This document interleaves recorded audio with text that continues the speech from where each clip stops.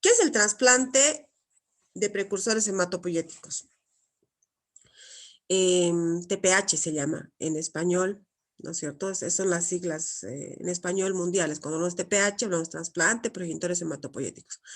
Antes, obviamente, se llamaba trasplante médula ósea porque se sacaba las células madre directamente de la médula ósea del hueso, ¿no es cierto? O sea, de la médula del tuétano del hueso. Hoy por hoy, como el procedimiento ha estado estandarizado, sobre todo a sacar las células madre con una máquina de aféresis, en realidad no es correcto llamarle trasplante de médula ósea, sino más bien trasplante de progenitores hematopoyéticos. Algo que siempre les recomiendo son dos cosas, ¿no? Para liberarnos un poco de esas taras que tenemos a veces. Primero se dice trasplante, no es trasplante. Ningún tipo de trasplante es trasplante. Es trasplante renal, trasplante hematopoyético. Nos confundimos a veces porque el término en inglés lleva N, pero el término en español es trasplante. Primero que nada. Después, otra cosa que nos tenemos que sacar de la cabeza es que el trasplante de médula ósea es algo quirúrgico. No, es un procedimiento netamente clínico. No, si bien en algún momento puede tener algo que ver un quirófano en el medio, el procedimiento es clínico, está realizado por médicos que somos clínicos, ¿verdad? Ustedes saben, la división de la medicina en general, la hematología es una rama clínica. Entonces, no tiene que ver con quirófanos, con cirugías, ni con cirujanos, ni nada. Es un procedimiento que está comandado por hematólogos, a veces participan inmunólogos, a veces en algunos países participan oncólogos, sobre todo en niños, ¿no? Porque los oncólogos de niños suelen ser oncohematólogos, ¿no? O sea, oncólogos y hematólogos. Pero es un procedimiento clínico totalmente, rama de la hematología, ¿ya? Acuérdense que la hematología, aunque es una subespecialidad basada en la medicina interna, es grandísima igual, ¿no es cierto? La hematología benigna, que hemos tratado de repasar los temas más importantes, bueno, han repasado anemias, tienen que dominar, porque eso va a ser pan de cada día, coagulación, etcétera, en la parte de hemostasia. En hemoterapia acabamos de terminar un poco los temas que son más importantes y el gran capítulo de la oncohematología, enfermedades oncológicas que se originan en precursores hematopoyéticos. De estas, las representantes máximas, el mieloma múltiple, las variedades de leucemias crónicas y agudas y las grandes variedades de linfoma, ¿verdad? Esas son las patologías oncohematológicas más importantes, ¿no? Aquí hay una patología que no es oncológica, que se llama aplasia medular, que lamentablemente es una patología benigna, es peor que un cáncer, ¿no? Es gravísima, pero es benigna, no tiene un origen oncológico. Y también es susceptible de trasplante de médula ósea. Bueno, entonces, cuando hablamos de este procedimiento, ¿a qué nos referimos? Bueno, voy a leer primero así a secas y luego vamos a ver qué logramos comprender de este párrafo. Dice que los principios básicos del trasplante se basan en el hecho de que la administración de stem cell, que son las células madre o CD34, también se puede llamar, a un sujeto que previamente ha recibido un tratamiento quimioterápico intenso o acondicionamiento, quimioterapia a dosis mieloablativas, es capaz de reconstituir todo el sistema hematopoyético y curar una enfermedad hematológica de base, neoplásica, genética, inmunológica, neurológica, incluso que pueda llegar a padecer, ¿verdad? Entonces, bueno, ¿cómo es esto entonces? Existen básicamente dos variedades grandes de trasplante, ¿ya? Uno se llama trasplante autólogo de médula ósea o de progenitores hematopoyéticos, auto-TPH, y el otro se llama trasplante alogénico, ¿no es cierto? Ustedes, como ustedes conocen la terminología médica, cuando hablamos de alo, siempre va a ser de otra persona, ¿verdad? Aloinmunización, alotransfusión, alotrasplante, quiere decir que va a venir un tejido de otra persona, ¿verdad? Entonces, es cierto, puede ser un trasplante autólogo o un trasplante alogénico. Entonces, si es autólogo, ¿por qué se llama trasplante? Si en realidad el trasplante significa que estoy pasando un tejido de otra persona. Porque técnicamente, chicos, es el mismo procedimiento, o sea, técnicamente se basa en los mismos fundamentos, pero la materia prima que se utiliza en algunos casos viene del propio paciente y en otros casos viene de otra persona. Por ejemplo, a ver, vamos a tratar de poner en contexto esto. Acuérdense cuando hemos llevado linfoma. Cuando hemos llevado linfoma hemos dicho que los linfomas tienen que, una vez diagnosticados adecuadamente, hay que iniciar su tratamiento de primera línea, ¿verdad? Supongamos que es un linfoma difuso, células grandes B, el más común de los linfomas no Hodgkin, y comenzamos el tratamiento estándar en el mundo, que es el R-CHOP por 6, ¿verdad? Entonces hacemos R-CHOP por 6, el paciente entra en remisión completa, constatamos la remisión con un PET o con una TAC contrastada y definimos que ese paciente está en remisión completa. Entonces, ¿cuál es el protocolo? Acuérdense que siempre nos basamos en protocolos. El protocolo dice que la mayoría de los linfomas no Hodgkin debemos, una vez llegada a la remisión, observar. Quiere decir cada 2 meses laboratorio, cada 3 meses alguna imagen, cada año una tomografía, etc. Entonces observamos durante años y años y cuando han pasado muchos años que no ha recaído, recién vemos la posibilidad que se ha curado. Sin embargo, los 2 primeros años son cruciales porque la recaída es muy alta en los 2 primeros años en la mayoría de los linfomas, ¿ya? Entonces, ¿qué hacemos cuando un paciente recae? Recayó, le sale una bola en el cuello, dice, doctor, otra vez me ha salido. Obviamente uno piensa que es otra vez linfoma. Y lo que hacemos es volver a biopsiar, ver qué tipo de linfoma es y le ofrecemos una quimioterapia diferente a la primera vez, ¿verdad? Porque se supone que este cáncer o este linfoma ya conoce o ya sabe cómo esquivar ese tipo de quimioterapia que hemos dado al inicio, ¿verdad? Entonces lo que hacemos es ofrecer una quimioterapia mucho más intensa, de muchos más días, con drogas mucho más altas, porque queremos matar todo el tumor que se ha vuelto resistente a la quimioterapia y que ha recaído, ¿verdad? Es una célula seleccionada, ya no es una célula tontita como al inicio. O sea, este tumor nos está demostrando que lo va a matar, ¿verdad? Al paciente.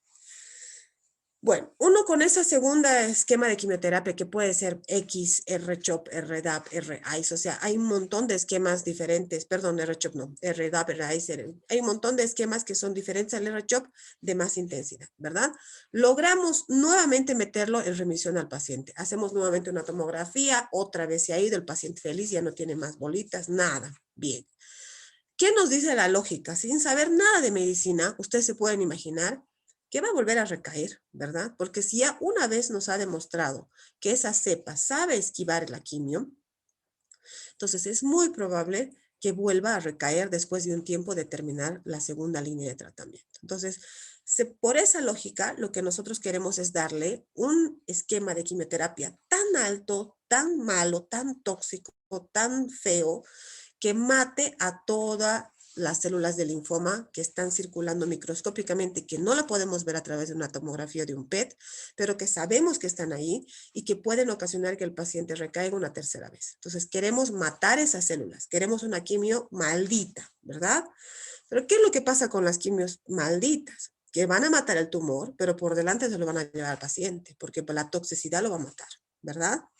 Entonces, conociendo por el capítulo de quimioterapia, que es muy lindo en el libro, que lo van a leer, sabiendo que la toxicidad mayor de la mayoría de las drogas quimioterápicas es la médula ósea, o sea, la toxicidad va sobre todo a la médula ósea, el efecto adverso va sobre toda la médula ósea, lo que hacemos es resguardamos la médula ósea de la toxicidad, o sea, le sacamos. Ese paciente con linfoma no tiene enfermedad en la médula, su enfermedad es en los ganglios y en todo el sistema, digamos, hematopoyético, ¿verdad? Pero no tiene blastos en la médula, no tiene enfermedad en la médula, su médula está sanita. Entonces, lo que hacemos es sacamos su médula ósea, sus células madre con alguna técnica y la guardamos. La podemos congelar o simplemente preservar dependiendo de la técnica que vamos a utilizar. Y entonces, una vez fuera la médula ósea de su cuerpo, lo que hacemos es pasarle una quimioterapia, como dice ahí, mieloablativa, o sea, full, ¿no es cierto? ¿Por qué? Porque quiero matar lo que queda de ese linfoma. No quiero que quede nada del linfoma. Quiero que lo deje en paz, ¿no es cierto? Quiero matar el linfoma que no podía matar ni con la primera, ni seguramente con la segunda. Bueno. Una vez que pasó esa quimioterapia, vuelvo a meter las células buenas, o sea, las células sanas de su médula ósea, y así el paciente tiene con qué afrontar la toxicidad de la médula. O sea, las células que no han recibido quimioterapia logran encontrar el lecho medular y empiezan a fabricar nuevamente células buenas, ¿no es cierto? Entonces, ¿qué he hecho? El trasplante autólogo de médula ósea es una estrategia para dar más quimioterapia al paciente sin matarlo, ¿me entienden? Resguardando su médula ósea y preservando la toxicidad de la médula ósea. Entonces, ese es el objetivo. De hecho, chicos, en los inicios de los trasplantes, se trasplantaba, por ejemplo, cáncer de mama. El cáncer de mama no tiene nada que ver con la hematología, ¿verdad? Entonces, ¿por qué trasplantaban? Por eso, porque no había drogas todavía tan buenas para el cáncer de mama o no habían encontrado todavía un esquema adecuado.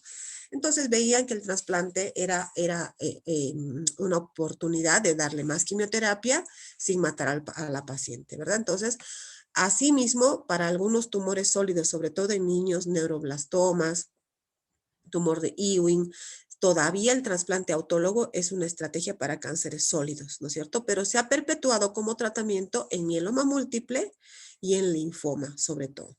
En mieloma múltiple se trasplanta en primera remisión, no se espera que recaiga. Se hace la quimio, se entra en remisión y se trasplanta de inmediato para darle más oportunidad a ese paciente de mejor sobrevida sin enfermedad. Y en el linfoma se trasplanta en primera recaída. Esa es la indicación mundial, ¿verdad? Hay muchas otras enfermedades que son susceptibles de trasplante autólogo, pero el emblema, digamos, las que más necesitan son el mieloma y el linfoma. ¿Cuánto mieloma tenemos? Es la segunda enfermedad más frecuente en el adulto hematológica, oncológica, ¿verdad? O sea, mucho. Y se trasplanta en primera remisión, o sea que vamos a trasplantar prácticamente a todos, ¿no? Y en el linfoma se va a trasplantar a todos los que recaen. Y se sabe que recaen más o menos el 50%. O sea, de 10 pacientes que nos llegan en 2 meses al oncológico, 5 van a necesitar trasplante. ¿Se dan cuenta de la necesidad? El trasplante autólogo del adulto es una necesidad imperiosa porque es una estrategia fundamental para tratar de salvar la vida de mucha gente que padece estas cosas. Y en el halogénico, bueno, de ese paciente definitivamente no funciona para nada, que está enferma, ya sea por una leucemia, ahí me está saliendo una imagen, ya sea por una leucemia aguda, ¿no es cierto?, que no se ha podido arreglar, que siguen los blastos ahí, o que se ha podido arreglar momentáneamente, entonces hay que barrer esa médula ósea mala y hay que poner una médula ósea de una persona sana. Lo mismo en una aplasia medular. La aplasia medular quiere decir que esa médula ósea no produce nada y que necesita una médula ósea sana de otra persona. Entonces, son esos dos tipos de trasplante y algunas otras variedades derivadas de estas que vamos a estudiar ahora, pero tienen que entender bien el concepto. ¿Por qué hacemos esto? Entonces, partiendo de esto, el trasplante, chicos, nunca es una emergencia. ¿Se dan cuenta? Es un procedimiento programado. Para empezar, el paciente tiene que estar en remisión, cualquiera sea su patología, porque el trasplante lo que va a hacer es consolidar la respuesta que hemos obtenido con la quimio, ¿verdad? Entonces, eso es muy importante. No es que diagnosticamos leucemia, lo vamos a trasplantar mañana. No, eso no existe. El trasplante es una estrategia de consolidación donde el paciente va de manera programada y controlada en remisión completa en el mejor de los casos, ¿ya? Como ven aquí en esta diapositiva, bueno, Bolivia ha sido uno de los países, ha sido el último país de la región en comenzar el programa de trasplante de médula ósea. Autólogos, recién vamos, todavía no estamos haciendo el halogénico, pero en el año 2010, que es más o menos cuando yo terminé la especialidad en el 2011 para el 12, y lamentablemente las diapositivas que se veían en los congresos era esta, ¿no? En ese entonces tampoco tenía Paraguay. Hoy Paraguay ha mejorado muchísimo, tiene 1 o 2 grupos trasplantadores, pero de mucha calidad, que trasplantan todo, ¿ya? Y Bolivia quedaba todavía sin ningún reporte de ningún grupo de trasplante. Imagínense, Brasil tiene 70 grupos, Argentina va por los 40 grupos, son los que más trasplantan en Sudamérica, después en Centroamérica, México y todo, ¿no? En Latinoamérica hay mucha experiencia en trasplante de médula ósea y se trasplanta desde los años 80 en Argentina, en Brasil seguro un poco antes, ¿no? Entonces era una pena porque nuestros pacientes, para poder consolidar sus tratamientos o para indicaciones precisas de trasplante autólogo, tenían que irse a los países vecinos, ¿no? Incluso cuando hubo una época que se los mandaba a Estados Unidos, a Israel, cosas realmente terribles porque el paciente, además de estar enfermo, además de no tener muchos recursos, tenía que ir a un lugar donde ni hablaban su idioma, donde enfermo, con toda su familia, es un problema, ¿verdad? Más allá de la dificultad económica que eso significa, hay también una dificultad social, chicos, ¿no? Hay pacientes que tienen la posibilidad económica de viajar, pero en su vida han tomado un avión. ustedes les va a tocar en algún momento salir del país y ver todo lo que significa migrar, ¿no es cierto? Entonces, es muy triste que una persona tenga que hacerlo por obligación, por salud, ¿verdad? Es una pena. Entonces, en los sistemas de salud de cada país tienen que velar por eso, ¿no? Porque los pacientes puedan resolver todos sus problemas dentro del país. Bien, entonces, como ven acá en esta diapo, ya desde los años 50 se ha comenzado los trasplantes en el viejo mundo, sobre todo y en Estados Unidos. Hay centros que han marcado, sido pioneros, ¿no? En Estados Unidos, Baltimore, en Europa, Francia, España también. Entonces han empezado a trasplantar. Imagínense en el año 50, chicos, imagínense. Luego, más o menos por acá ha empezado Sudamérica, ¿no? Y nosotros estamos allá, ¿no? Pero así ha ido evolucionando el trasplante. Desde el trasplante más sencillo, entre comillas, porque no existe sencillez en nada de lo que se hace, que es el autólogo, y luego el halogénico con donante 100% histoidéntico, luego el donante que no era 100% histoidéntico, que sacábamos de un banco, que ya vamos a ver cómo es, hasta hoy por hoy, que está muy en boga y en pleno desarrollo, esta es la historia del trasplante haploidéntico. Quiere decir que hoy por hoy estamos trasplantando niños con leucemia con sus padres, ¿no es cierto? Que tienen simplemente o tal vez menos de la mitad de similitud en su HLA. O sea, hemos desarrollado o estamos desarrollando al máximo estrategias de inmunosupresión y de control del injerto, ¿no? Entonces son cosas muy interesantes, realmente es muy apasionante el ámbito del trasplante porque se manipula células, se manipula sistemas inmunológicos, se manipula enfermedades, ¿no?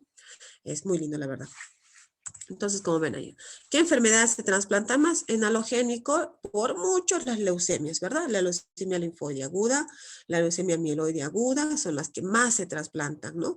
Luego vendrá la aplasia, que debes por aquí, los mielodisplásicos, algunos linfomas no Hodgkin necesitan de trasplante halogénico porque son muy severos y necesitamos, además de la quimio para matar el linfoma, una actividad inmunológica de una célula diferente, halogénica, que venga a luchar contra el tumor, ¿no? Entonces eso vamos a ver después. Pero como pueden ver, hay muchas patologías que se necesitan un trasplante halogénico. La mortalidad siempre depende de cada enfermedad, pero ronda el 50%. O sea, la mortalidad es alta, ¿no es cierto?, en el trasplante halogénico. El trasplante autólogo tiene por principales patologías, por mucho el mieloma múltiple, ¿no?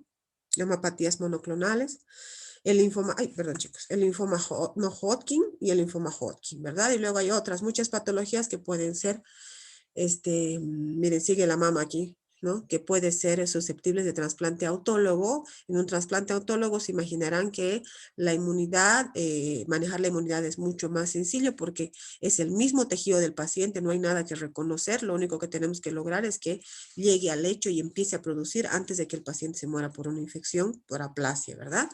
Y la mortalidad aún así es del 5%. Entonces, los pacientes con trasplante autólogo se pueden morir, sí, pero es un procedimiento, digamos, en comparación con el halogénico, mucho más seguro.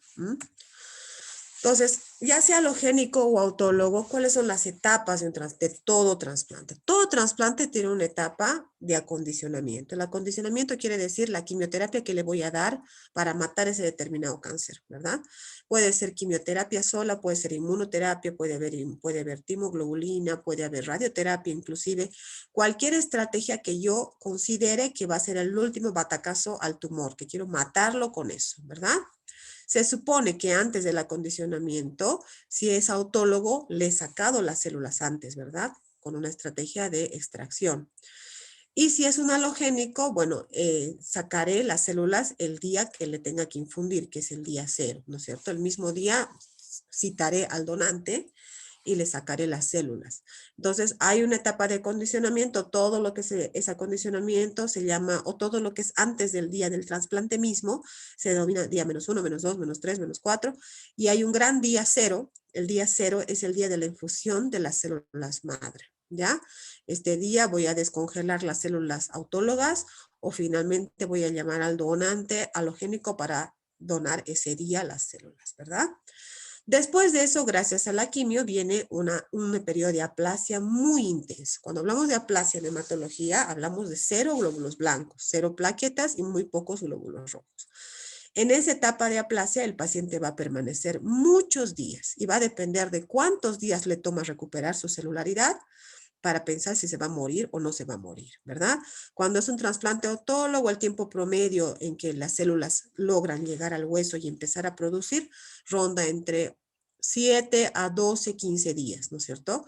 En cambio, en un halogénico puede llegar a durar hasta 20 días y es gravísimo. Nadie puede vivir sin glóbulos blancos, entonces si la médula no logra encontrar su lecho, empezar a producir, el paciente se va a morir, ¿no es cierto? No hay nada que podamos hacer porque no podemos nosotros fabricar glóbulos blancos para hacer nada. Nos podemos sostener con transfusiones, sostener con antibióticos, pero eso tiene un límite.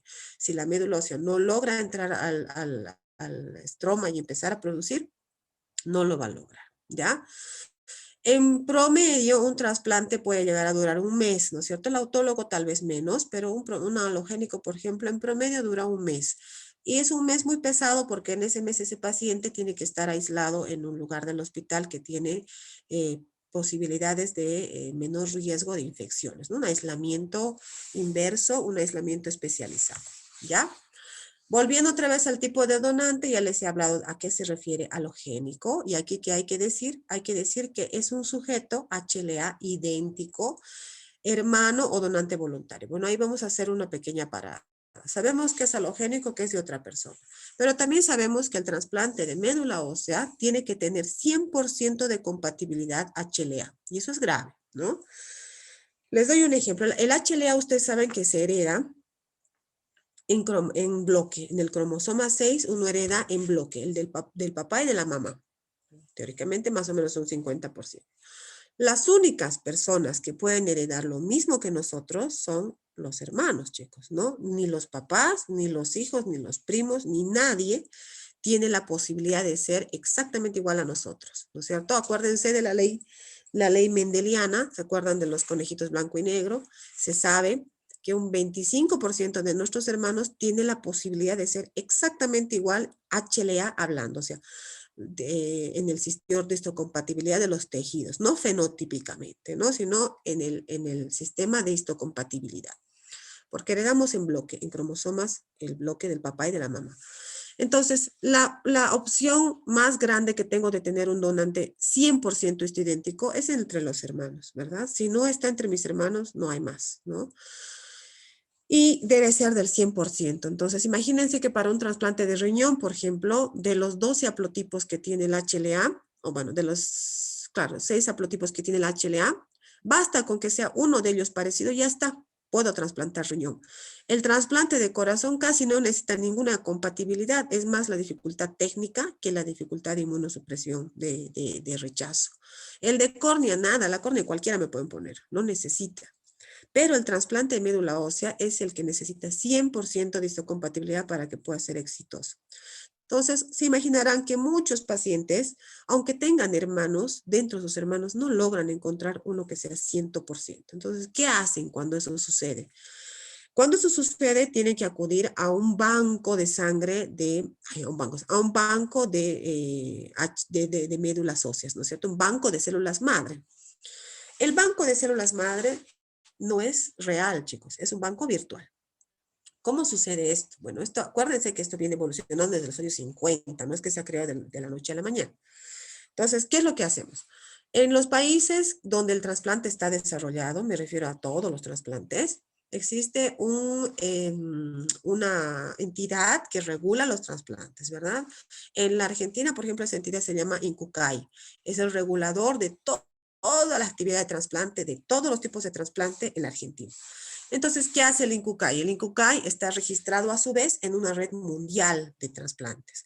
Y lo que se hace es, cuando una persona va a donar sangre, porque los requisitos son básicamente los mismos, cuando una persona va a donar sangre a un banco cualquiera en la Argentina, cuando a uno le están sacando la extracción de sangre, a uno le preguntan además si uno quiere ser donante de médula, ¿verdad? ¿Cuál es la diferencia? La única diferencia es que si yo acepto ser donante de médula ósea, me van a sacar, además de mi donación, varios tubitos para estudiarme mi HLA, ¿verdad? Entonces, van a estudiar mi HLA y lo van a subir a una red virtual. Entonces, Cualquier persona en el mundo que no tenga donante idéntico en la familia, en los hermanos relacionados, se llama, va a poder meter su HLA a la nube y se va a poder hacer un cross-match digital, ¿no es cierto? Y ver si alguien en el mundo de los que os ofreció para ser donante puede llegar a ser compatible 100% o casi 100% conmigo para poder utilizar esa médula. Cuando eso sucede, lo que se hace es una estrategia mundial de búsqueda de la médula, ¿verdad? O de las células madre. Entonces se coordina, se extrae las células madre del donante que por ahí, digamos, está en Alemania o en Francia, ¿no? Los argentinos tienen mucha ascendencia italiana, entonces muchas veces las médulas las encontrábamos en Italia o en Alemania, además porque ellos tienen una tasa de donación muy alta, ¿no? Los europeos se anotan para donar todo. Entonces, encontramos al HLA idéntico y coordinamos, ¿no? Bueno, yo lo voy a trasplantar tal día, entonces ese día vos le sacas allá en Alemania, en un día tiene que llegar la médula a Sudamérica, ¿no? Así, imagínense, uno caro, otro riesgoso, otro difícil, otro tarda, porque no es que voy a poner hoy a la nube y mañana voy a encontrar mi donante. El promedio de búsqueda en tiempo es de 6 para Latinoamérica. En ese tiempo se puede morir el paciente, puede recaer, puede pasar todo. Ese se llama donante halogénico no relacionado, ¿ya? Entonces, primero voy a preferir el relacionado. Si no hay, voy a buscar uno relacionado. Y como una tercera opción muy en boga hoy por hoy es el trasplante haploidéntico. Quiere decir que quienes están ahí, por ejemplo, en un niño con leucemia, los que quieren donar son los papás, ¿verdad? Pero ningún papá, ni el papá ni la mamá va a ser 100% compatible porque ellos han heredado de su papá y de su mamá, no del niño, ¿verdad? Entonces, van a ser solamente haploidénticos, la mitad. Lo que se ha hecho ha sido perfeccionar las estrategias de inmunosupresión para que no rechace el injerto en haploidéntico. Y ahora el trasplante en boga, sobre todo en gente joven y niños, es el trasplante haploidéntico. Eso ha reducido mucho los tiempos de búsqueda, ha mejorado la sobrevida y es un gran avance en el área de trasplante. ¿Ya? Pero sigue siendo halogénico, ¿no ve? Otro trasplante es el trasplante singénico. Esto es porque es gemelo. Todo lo que tiene que ver con gemelo se llama singénico, ¿verdad? Entonces, por ahí yo tengo leucemia, tengo un hermano gemelo que obviamente es HLA histoidéntico y me trasplantaré con él, ¿verdad? Se hace muy poco porque imagínense la tasa que hay de gemelos con leucemia o con enfermedades hematológicas y por otro lado, también se conoce que genéticamente están predispuestos, ¿no? A sufrir las mismas enfermedades. Entonces es una cosa medio anecdótica, ¿no? Pero existe ese tipo de trasplante. Y obviamente el trasplante autólogo, que ya les he explicado para qué sirve, y es el que más se realiza en el mundo, ¿no es cierto? El mundo se realiza cientos y miles de trasplantes autólogos por año, ¿no? Y bueno, eso. ¿Qué posibilidad tengo de tener mi donante, que ustedes tengan su gemelo HLA en el mundo? 1 en 100,000. O sea que, y por ahí justo ese no se anotó para ser donante, nunca lo voy a encontrar. Entonces, obviamente, es una estrategia bien complicada. Y hoy por hoy tenemos la estrategia haploidéntica en su lugar que parece que está rindiendo mucho mejor, pero bueno, se hacen este tipo de trasplantes, se hacen las búsquedas, se encuentran los donantes y es una estrategia, ¿cómo se llama esto? Es un protocolo bien interesante de poder procurar la médula en otro lado, ¿no? O sea, antes en Latinoamérica, bueno, me contaban mis jefes que incluso se iba a buscar de la Argentina, iban a buscar al hospital determinado en Italia, en Inglaterra, donde sea, para traer la médula con toda la seguridad. Y de a poquito se ha ido aceitando mejor el procedimiento y las células madre llegaban en avioncito tranquilos hasta la Argentina y bueno, en el tiempo que yo estuve ya llegaban a la puerta del hospital en 24 horas, ¿no? Que lo que se prefiere es que la médula no pase más de 24 horas sin ser congelada, refrigerada o trasplantada, ¿verdad? Bien, entonces, el tiempo de búsqueda dice 100 días. Sí, 100 días para Europa, ¿no? Entre los europeos se encuentran rápido. De hecho, es un trasplante muy común entre europeos porque tienen una alta tasa de donación, son muy parecidos entre ellos.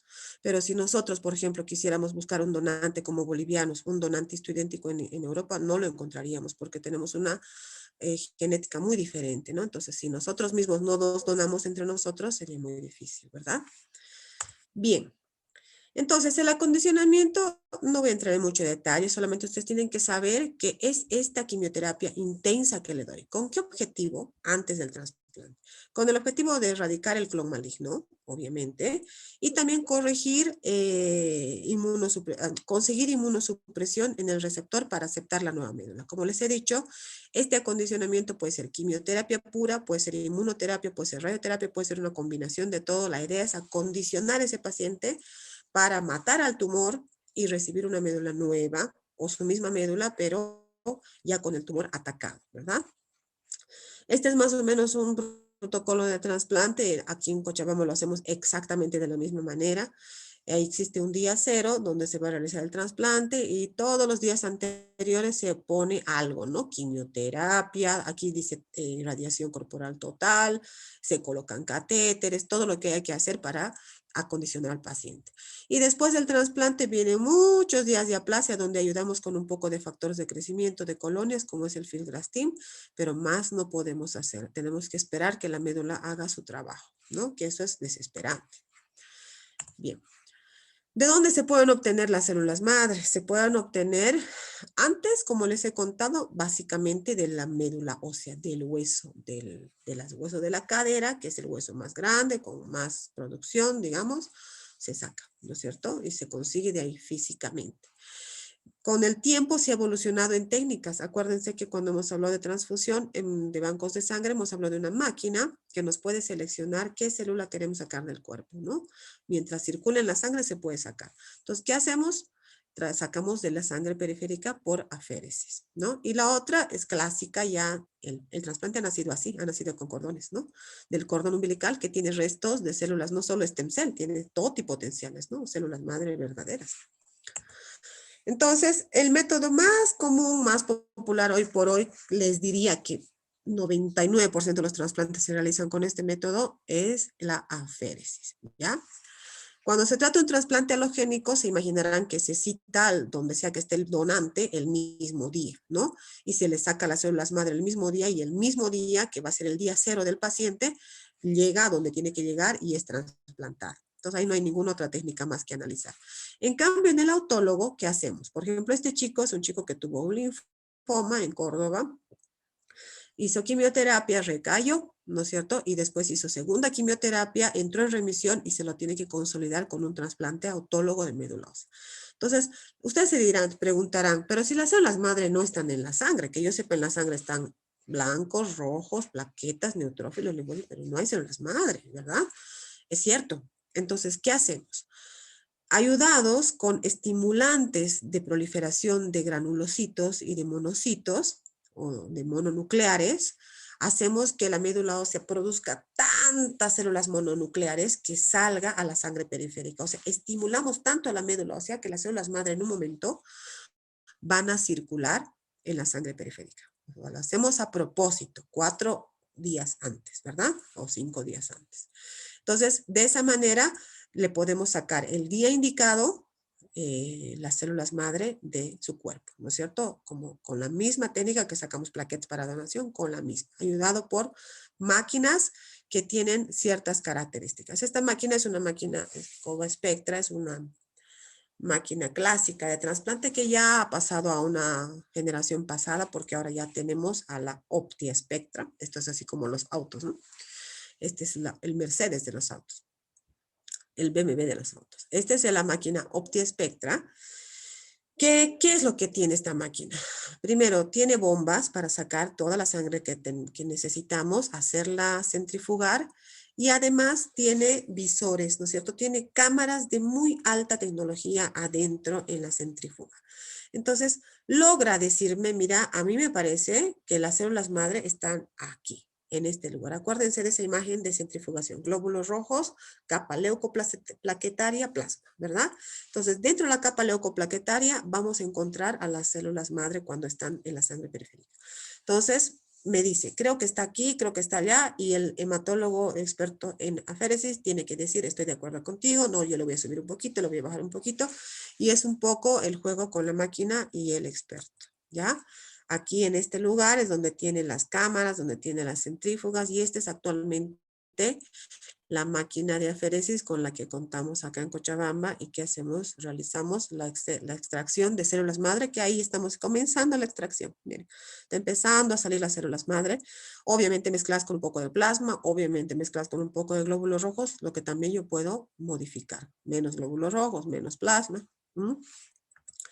Y hoy por hoy la OptiSpectra, el sistema OptiSpectra es el mejor sistema en el mundo para poder, o el sistema de mayor calidad para extraer células madre. Todos los hospitales trasplantadores del mundo han virado hacia OptiSpectra y nosotros obviamente al ser principiantes, digamos, en este área, hemos comprado la mejor máquina del mundo, ¿verdad? Que es esta máquina OptiSpectra, que es excelente. Entonces, ¿cómo yo sé que estoy sacando células madre? ¿No? Eso es algo bien interesante. Gracias a Dios tenemos una forma de saber, porque antes, cuando no había esto, yo pienso que hacían cultivos, reconocían por microscopio, por tinciones, pero hoy por hoy, en estas etapas del trasplante, contamos con estas máquinas que se llaman citómetros de flujo, que yo sé que ustedes las han visto a detalle en leucemias, ¿no? ¿Qué hacen los citómetros de flujo? Marcan la célula. Le ponen un anticuerpo con un determinado color, una fluorescencia, y le hacen pasar a esta máquina así en filita, y la máquina te dice, esta es una CD34, esta es una CD20, esta es una CD7. No es tan fácil así, se necesita mucho entrenamiento, pero se puede definir cuánto tengo de células madre en esa bolsa, ¿me entienden? Porque tiene un número preciso, tiene que ser como mínimo 2 por 10 a la 6, ¿no es cierto? De células madre. Si no tengo ese número, no puedo trasplantar porque el paciente no va a poder recuperar la celularidad y se va a morir. Entonces, tiene criterios. Este es el punto más difícil de sobrepasar aquí en Bolivia, ¿no es cierto? Porque, bueno, aquí yo voy a vertir mi criterio, aunque tal vez esté equivocado, pero creo yo que los médicos que nos graduamos en las aulas de las universidades locales, tenemos asumida la especialización, ¿verdad? Si bien el médico internista, el médico general está muy mal pagado y no debería ser así porque son la base de la salud es el médico general y el médico internista, pero en nuestro país no saben valorar eso. Entonces todos tendemos a especializarnos, ¿verdad? Esa misma teoría que nosotros tenemos desde que entramos a la facultad, creo que le hace falta al área de bioquímica, ¿no es cierto? Los bioquímicos deben especializarse, al igual que nosotros, en todas las áreas. O sea, la universidad debe procurar especialización para que nosotros, los especialistas, podamos trabajar con un grupo selecto de bioquímicos, ¿verdad? Necesita mucha inversión, es muy caro, esta máquina cuesta $200,000, la de aféresis cuesta igual, $200,000. Entonces, como ven, es algo muy difícil cuando la salud está en manos del área privada, no hay salud pública. Entonces, ¿quién puede tener tanta inversión para hacer desarrollar un país? ¿No es cierto? O sea, es difícil. La salud siempre va a ser deficiente en un país donde todo está en manos de la parte pública, es decir, de los bolsillos de los pacientes. Eso no puede ser, ¿no? Y bueno, esta ha sido la parte que más ha costado sobrellevar. De hecho, hoy por hoy seguimos bregando con este tema. ¿Por qué? Porque necesitamos esta máquina, ¿verdad? Que es la máquina de aféresis. Bueno, perdón, de citometría.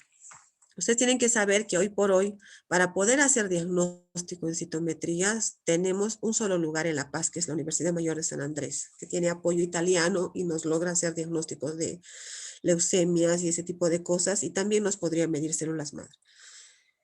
Que imagínense lo difícil que es poder mandar muestras en contextos sociales tan complicados aquí en Bolivia, etcétera, etcétera, etcétera. En trasplante peor todavía, porque las cosas se deben saber de inmediato. Yo extraigo, o sea, cosecho las células madre y debo saber en el día cuántas células tengo. Y eso se complica, pero hemos hecho los primeros trasplantes con La Paz. Gracias a Dios, hace el año pasado nos dieron la tan buena noticia de que se ha hecho un esfuerzo enorme en el IBISMED. El IBISMED es su centro de investigación de la Universidad Mayor de San Simón, de la Facultad de Medicina. Tiene un potencial gigante, ¿no? Gracias a visionarios, ¿no? Han dicho que necesitamos estas cosas y han podido traer el primer citómetro a Cochabamba. Entonces, ya de a poquito tratando de hacer capacitaciones, porque no es solo tener la máquina, se necesita gente capacitada. Se ha podido realizar las primeras. Esto fue la inauguración en 2019. Yo justo estaba en Bélgica, no pude asistir, pero fue muy emocionante. Pero ahora ya la hacemos funcionar. Entonces, los últimos trasplantes ya se han logrado hacer la determinación de CD34 con esta máquina. Este es el último, ¿no es cierto? La gráfica lo dice todo. Son estos doctores los que llevan adelante todo esto. Tenemos mucho apoyo internacional también para estos emprendimientos. Es algo realmente loable en un contexto tan complicado como nuestro país. Entonces, como ven, uno puede venir cualquier persona en cualquier área de la medicina, puede venir un excelente cardiólogo de Harvard a un contexto árido como es Bolivia, ¿verdad? Probablemente no logre hacer nada, por más que tenga el conocimiento, porque se necesita un equipo, se necesita personal capacitado y se necesitan recursos, ¿verdad? Entonces, tal vez y esto lo digo porque muchos de ustedes probablemente piensen en volver a su país después de especializarse. Entonces, tienen que tener en cuenta todos estos conceptos. Porque cuando ustedes vuelvan, dependiendo del área que decidan desarrollar, o sea, que decidan hacer, la especialidad que decidan hacer, querrán desarrollar cosas nuevas, ¿verdad? Entonces, tendrán que ver a quiénes tienen que estar en su equipo. Si necesitan un bioquímico, un técnico, un biólogo, ¿qué necesitan? ¿No? O si es quirúrgico, un anestesiólogo especializado, un protesista, ¿qué necesitan?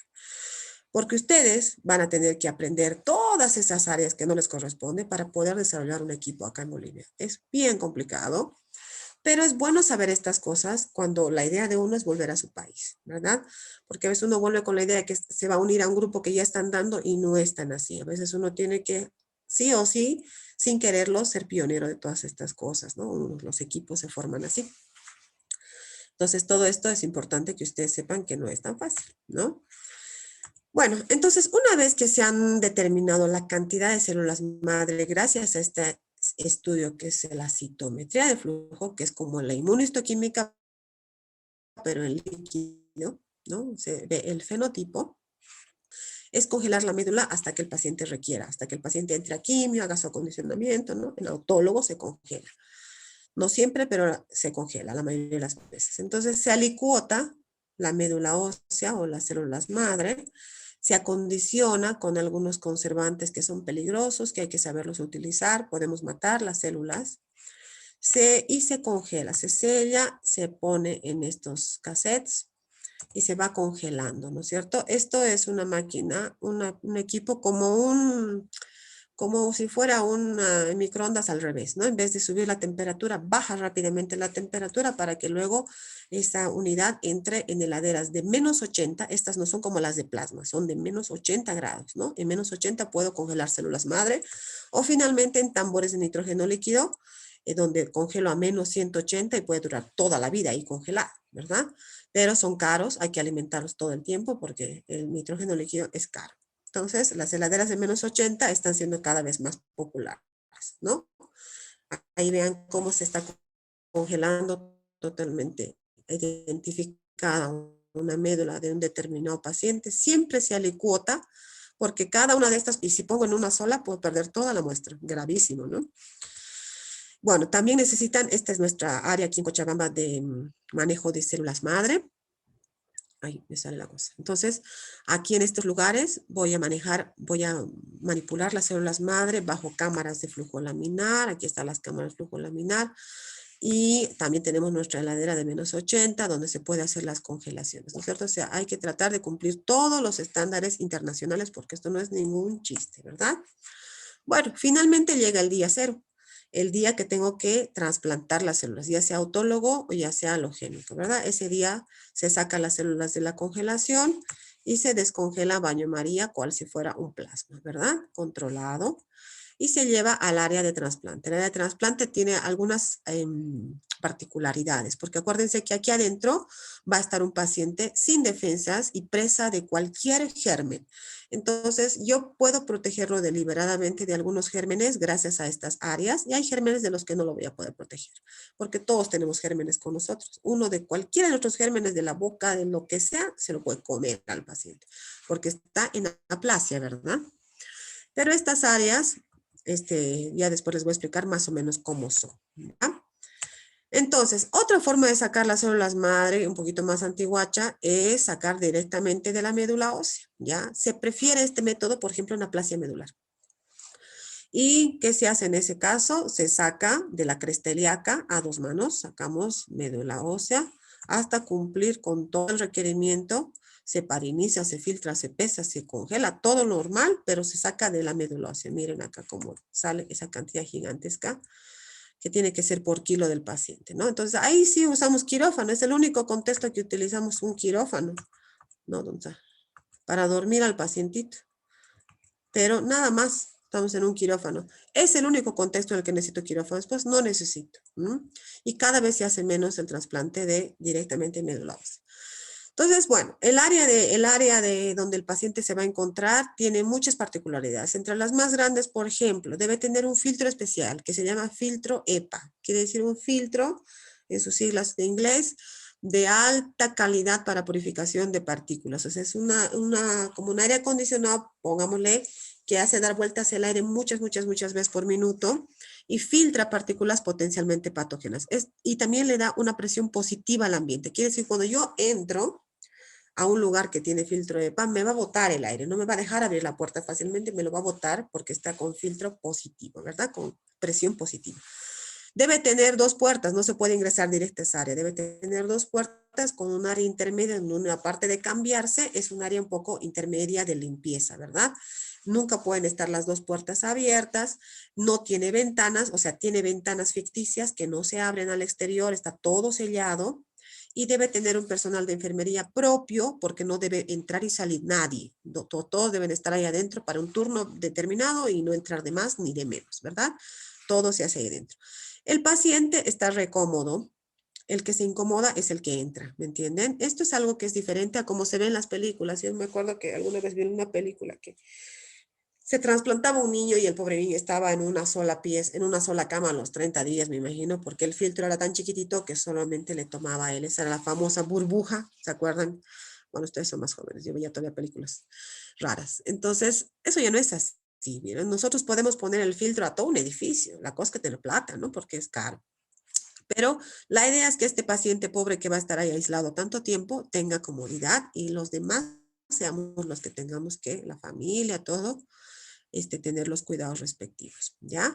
Como pueden ver, las ventanas son dobles, no hay paso, o sea, solo se abre la persiana, no se abre, y estos son los filtros, ¿no? Esto es Córdoba y aquí creo que les pongo algo de acá de Bolivia, ¿no? Aquí tenemos también, no saqué, nunca me pasé la molestia de sacar los filtros, pero bueno, después les voy a mostrar. Son áreas con las mismas especificaciones, ¿no? Tienen exactamente lo mismo, porque esto debe ser protocolizado mundialmente. Nadie puede decir voy a hacer trasplante porque me da la gana y hace como le canta. Eso no se puede hacer. Y bueno, y el cordón umbilical es otra fuente de células madre de mucha calidad, pero es en una cantidad muy pequeña. Acuérdense, en el cordón tendrá ¿cuánto? 200 ml. Y acuérdense que se trasplanta por peso. Entonces, esas células madre me servirán para trasplantar un niño pequeño, un bebé o un niño pequeño, no más que eso, ¿verdad? Entonces, lo que se hace a nivel mundial es hacer un banco real de cordones. Este sí es un banco real. ¿Qué se hace? A las mamás en un sistema organizado de trasplante, a las mamás embarazadas, en algún momento su obstetra les pregunta si va a querer donar el cordón de su bebé, explicando todas las necesidades de los niños con leucemias, etcétera, ¿no? Si la madre accede, el día del parto o de la cesárea, un equipo del INCUCAI o del equipo de trasplante acude a su parto y extrae las células madres del cordón. Le hace la HLA y la congela en nitrógeno líquido. Entonces, es un banco real. Entonces, cualquier niño pequeño que necesite un cordón puede buscar en el banco, en el HLA, si hay algún donante que haya donado, una madre que haya donado su cordón y que sea compatible. Y la puede utilizar, se descongela y se utiliza, ¿verdad? Imagínense que es un trasplante carísimo porque estos cordones están congelados años y años y congelar un cordón años es caro. Entonces, cada vez ha perdido más popularidad, un poco porque es muy limitante a niños y otro poco porque es una estrategia muy complicada, ¿no? Muy cara, muy complicada. Pero hay hospitales que son especialistas en esto, sobre todo en Europa, hay hospitales que hacen puros cordones. Incluso se han animado a unir varios cordones para un adulto, por ejemplo, cultivar, ¿no? Un cordón para hacerlo más grande, cosas así. Pero más o menos eso. Yo no tengo fotito para mostrarles, pero bueno, qué macana. Bien, entonces, ¿cuánto va a tardar esa célula en volver a producir, esa célula madre, en llegar al estroma y producir? Si es un autólogo, puede tardar 12 a 20 días, menos diría yo, dependiendo un poco la cantidad de células madre que hemos logrado extraer. Cuando el paciente ya tiene más de 500 neutros y más de 20.000 plaquetas, se considera que está de salida, que ya ha vencido la peor etapa del trasplante y ha sido un éxito, ¿no? En el halogénico es más lento, o sea, como tiene además que de encontrar el lecho, tiene que ser reconocido por el hospedero, ¿no es cierto? Por el paciente. El paciente tiene que dejar entrar esa médula de otra persona dentro de su cuerpo y lograr que produzca otras células, ¿verdad? Para eso el médico lo que tiene que hacer es inmunodeprimir lo suficiente para dejar que esa médula ósea pueda instalarse y no tener un rechazo, ¿ya? Es mucho más complejo que un autólogo. Bueno, aquí yo les muestro, ay, qué macana que no ha salido todo. ¿Qué pasó? Bueno, acuérdense cuando hemos hablado de transfusión, hemos hablado de que en contextos de trasplante yo debo transfundir hemocomponentes irradiados o mínimamente filtrados, ¿verdad? ¿Por qué? Porque no quiero transfundirle linfocitos que van a causar anticuerpos o van a causar desarrollo de sensibilidad. Entonces, para hacer eso, debemos transfundir sangre irradiada. Ese era otro de los retos en Bolivia porque no existía la sangre irradiada, porque nunca se había hecho trasplante, médula ósea, ¿verdad? Entonces, junto con el Instituto Oncológico Nacional aquí en Cochabamba, donde se irradia gente, porque es el mismo cobalto o el mismo equipo que se utiliza para radioterapia, se diseñó el protocolo de irradiación y hoy por hoy tenemos componentes hemorroideados, pero ha sido también un trabajo de mucho tiempo para poder lograr todos los componentes y condimentos de un trasplante, ¿verdad? ¿Cuáles son las complicaciones del trasplante? Entonces, primero, la complicación más grande, esperada, es la aplasia, chicos, ¿no? O sea, sé que va a ir a la aplasia, ya lo sé. Entonces, tengo que prepararme con soporte transfusional, tengo que prepararme con antibióticos en profilaxis o con antibióticos en tratamiento, con estudios especializados para encontrar parásitos al paciente hasta que la médula se empiece a funcionar, ya sea halogénica o autóloga, ¿ya? Si no logra esa médula encontrar el lecho y fabricar nuevos elementos, se llama fallo del injerto, ¿verdad? Que en un halogénico puede ser por rechazo, ¿no es cierto? El cuerpo no ha querido aceptar la médula ósea de su hermano o de otra persona, entonces produce un rechazo y por ende recae la enfermedad o se muere por aplasia, ¿verdad? Puede suceder lo contrario también, son dos escenarios diferentes. Cuando el receptor, es decir, el paciente, acepta totalmente la médula ósea, bueno, primero, no acepta la médula ósea, es un rechazo, ¿verdad? Va a rechazar la médula ósea y listo. Cuando sucede lo contrario y acepta la médula ósea, pero acepta demasiado, es decir, lo hemos inmunodeprimido tanto, hemos bloqueado tanto su sistema inmunológico, que el injerto no solamente ha tomado la médula, se ha querido aprovechar de todo su cuerpo. O sea, no le ha sido suficiente con agarrar la médula enferma, sino que quiere todo su cuerpo de ese receptor. Eso se llama injerto contra huésped, enfermedad, injerto contra hospedero. En realidad, huésped es el término en inglés que está mal dicho, es hospedero o receptor, ¿no es cierto? Eso se llama enfermedad injerto. Entonces, puede suceder un rechazo o el escenario contrario, que sería un enfermedad injerto contra receptor. Muy difícil de manejar. Esto sí es un arte de la hematología, poder inmunomodular tan bien que no recaiga y a la vez no tenga age, ¿no es cierto? Entonces, es parte del entrenamiento en trasplante y es la parte más difícil que se obtiene muchas veces solamente con la experiencia, ¿no es cierto?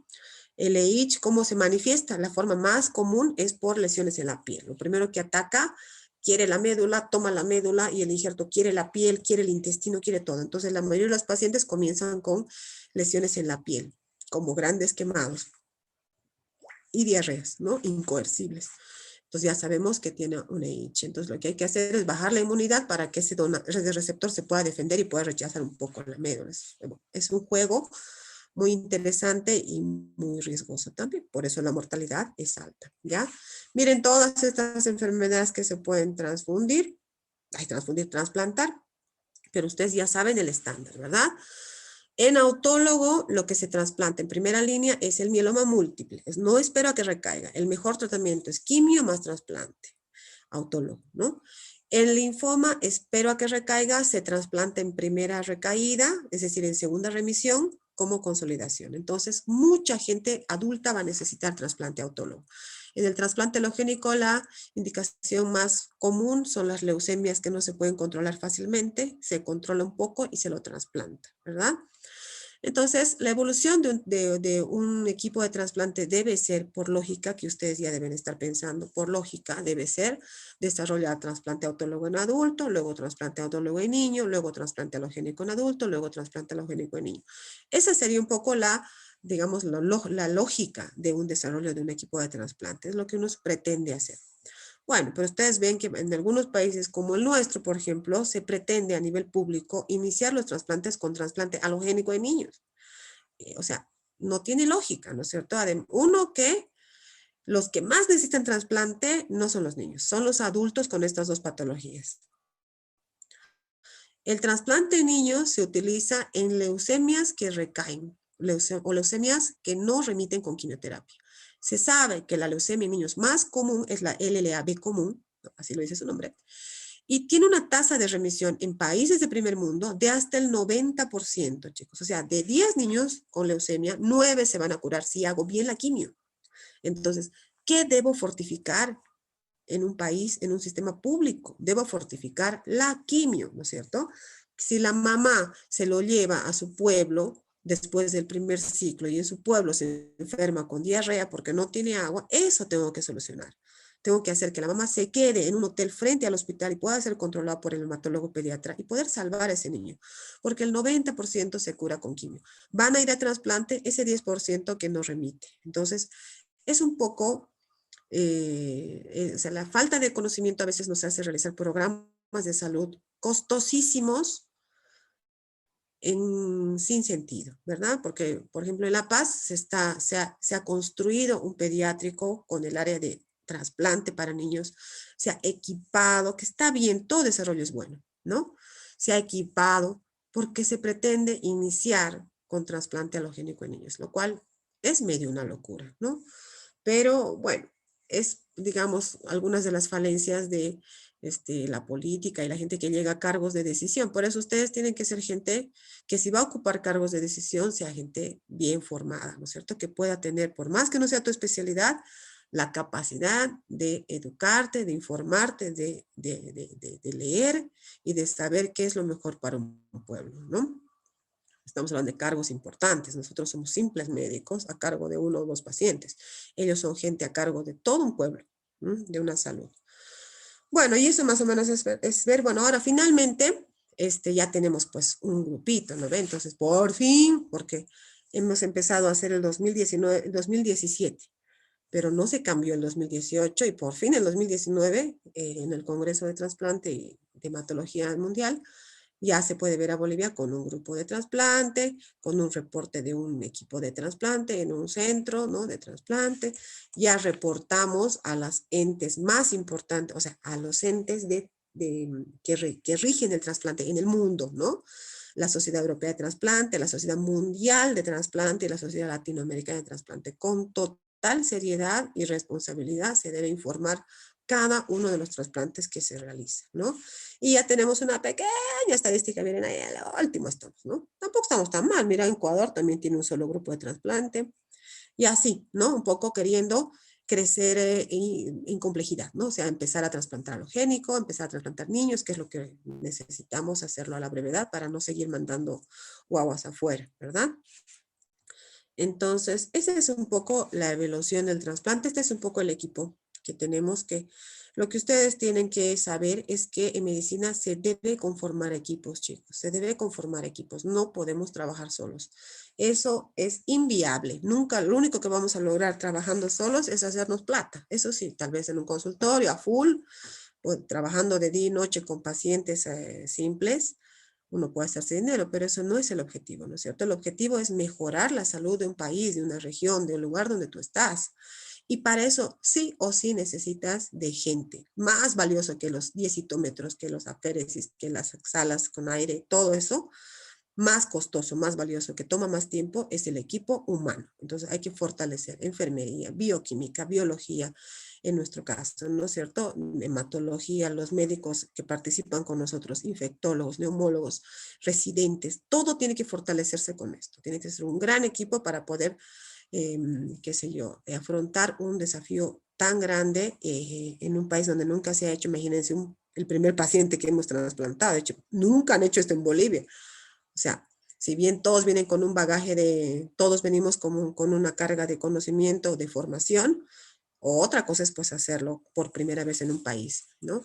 Entonces, necesita solidez, necesita apoyo, necesita equipo, necesita ganas, espíritu, alma, todo, ¿no es cierto? Entonces, estas son las cosas buenas que se pueden lograr en un país como el nuestro. Después hay muchas cosas decepcionantes, obviamente, chicos, porque cuando ustedes vayan al exterior, yo ya les he recomendado siempre, ¿no? Busquen un hospital en lo posible grande, con gran cantidad de pacientes, porque la masa de pacientes es lo que te hace aprender.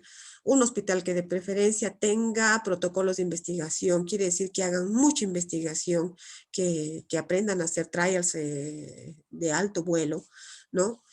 Y observen mucho lo que pasa. Y probablemente cuando estén ahí van a encajar en algún lugar y pueden trabajar de esa cosita mínima que hacen. Por ejemplo, si estuvieran, por ejemplo, en el área de hematología, pueden ubicarse en el área de trasplante y dentro de trasplante solo hacer autólogo. Y pueden vivir haciendo solo autólogo de una manera totalmente digna, apasionante, bella, en un hospital y en un país bien desarrollado.